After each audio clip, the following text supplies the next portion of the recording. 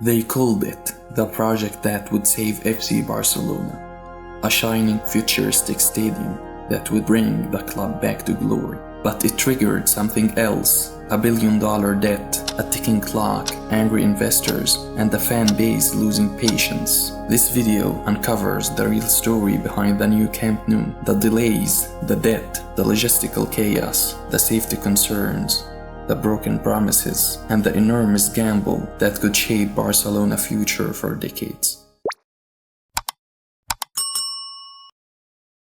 For decades, Camp Nou was a monument, Europe's largest stadium, a symbol of Catalonia's identity, resistance, and pride. But the giant was aging. Concrete from the 1950s, outdated facilities, a design struggling to keep up with modern stadium economics. Real Madrid was transforming the Santiago Bernabeu into a futuristic machine, generating over 400 million euros a year from their stadium alone. Barcelona was generating barely half of that, so the club announced FC Barça, a dream project that promised a 105,000-seat stadium wrapped in technology and comfort. But dreams don't build stadiums, money does.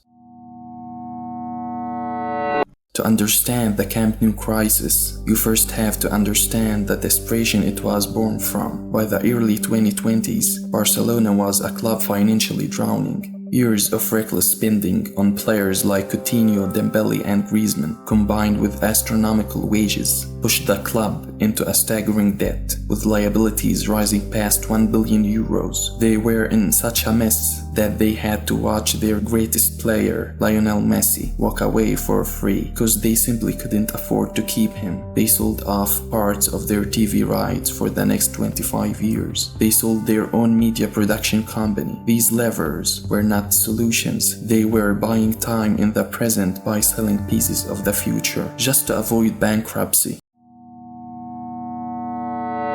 FC Barça, the plan was incredibly controversial. In theory, a 1.5 billion euros loan would deliver an expanded capacity of 105,000 fans, thousands of new VIP seats, a new roof, and fully modern facilities. The new Spotify Camp Nou was expected to generate massive income, a financial lifeline for the club. It was an all-in gamble, a bet so large that failure simply wasn't an option, but from the very beginning, the cards were stacked against them.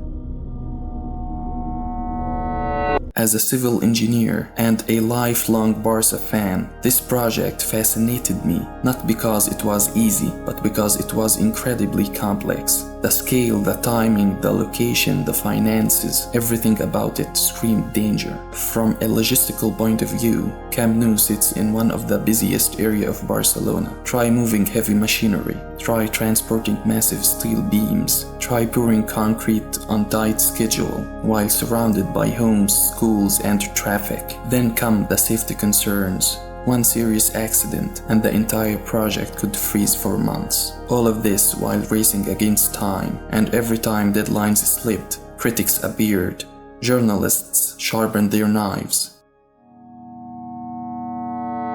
The first major red flag was the choice of contractor. In early 2023, Barcelona awarded the Main construction contract worth around 960 million euros to the Turkish firm Limak. Immediately questions were raised.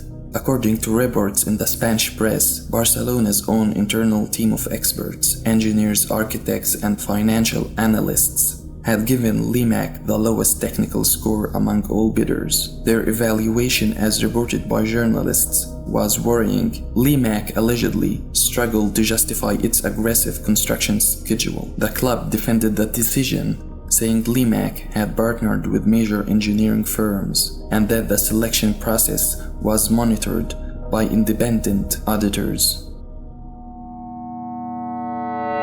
Limak's aggressive timeline was a key reason they won the contract. They promised to return Barcelona to Camp Nou by November 2024. That deadline came and went. Then early 2025 was mentioned, then quietly abandoned. Barcelona was forced to extend its stay at its temporary home. In the end, the club returned a full year late. These delays created a financial nightmare For 2 full seasons, Barcelona played at the Olympic Stadium on Montjuic, a venue with roughly half of the capacity of Camp Nou. The exile was brutally expensive. According to some estimates, the club lost around 100 million euros in revenue per year during their time away. The contract with Limac reportedly includes heavy financial penalties for delays. Yet, as of late 2025, there have been no public announcements confirming that these penalties were enforced, with delays often blamed on external factors.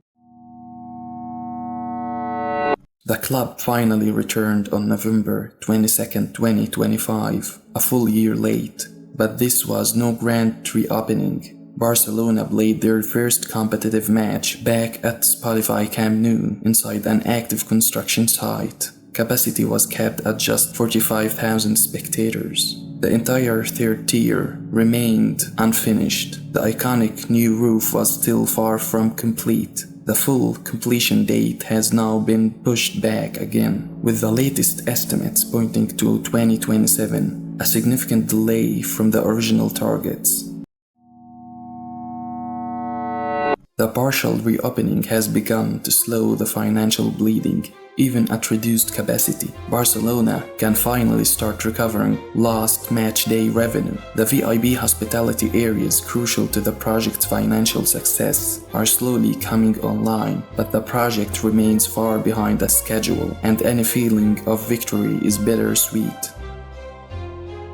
The long-term vision may still be realized when the 105,000-seat stadium is finally complete. It could become the financial engine of the club. It will be beautiful, massive, modern, and it will generate money Barcelona desperately needs. But it will also carry scars of debt, pressure, risk, and doubt. This club has always survived complicated stories, and in the recent years, Barcelona fans have become experts in law and finance. Still, we believe in the club, and that belief is what makes it strong, what makes it invincible, what makes it more than a club. Subscribe for more stories like this one.